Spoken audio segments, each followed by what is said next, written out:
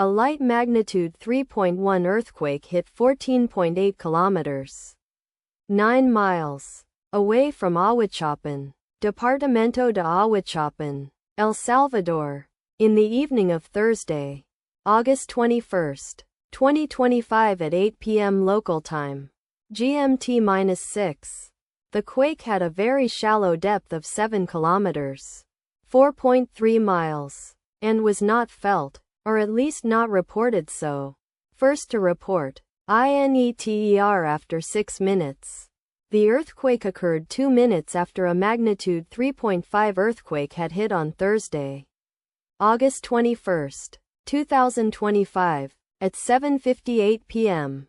GMT-6 local time, in 1.5 kilometers, 1 mile, distance to the northeast. Data source from Volcano Discovery. Did you feel it?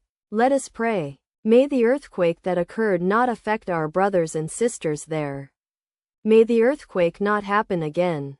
And may God protect everyone. Amen.